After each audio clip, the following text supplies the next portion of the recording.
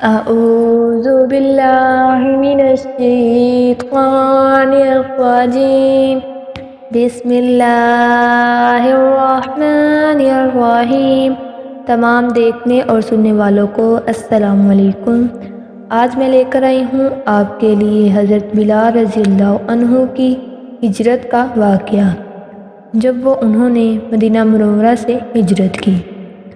جب حضور نبی کریم صلی اللہ علیہ وسلم نے 13 بعثت کو صحابہ اکرام رضی اللہ عنہ کو مدینہ منورہ کی طرف ہجرت کر جانے کا حکم دیا تو حضرت بلال رضی اللہ عنہ نے بھی ان کے ساتھ مدینہ منورہ ہجرت کر کے گئے تھے، اور حضرت سعید بن خطیم الانصاری رضی اللہ عنہ کے مہمان ٹھہرے۔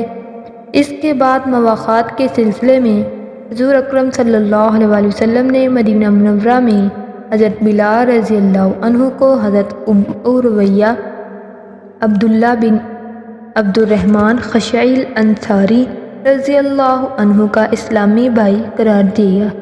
ان دونوں بھائیوں میں اس قدر محبت اور لگاؤ پیدا ہوا کہ حضرت بلال رضی اللہ عنہ کو کہیں جہاد کے سلسلے میں جانا پڑتا تو اپنے تمام امور کی ذمہ داری حضرت ابو رویہ عبداللہ بن عبد الرحمن خشعی انصاری رضی اللہ عنہ کو سونپ کر جاتے تھے۔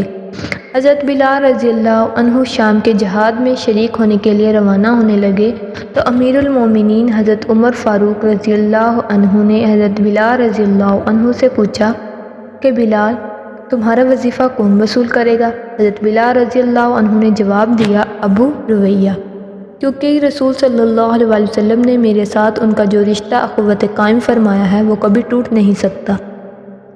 یہ تھا ان حضرت بلال رضی اللہ تعالیٰ عنہ کا حضور صلی اللہ علیہ وسلم کے حکم پر مدینہ منورہ سے ہجرت کرنا۔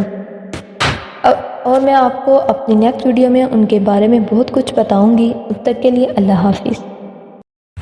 جن لوگوں نے ابھی تک ہمارے چینل کو سبسکرائب نہیں کیا وہ ابھی سبسکرائب کریں اور ساتھ بیل آئکن پر بھی کلک کر کے ہماری لیٹسٹ ویڈیو کے بارے میں اپڈیٹ جانیں۔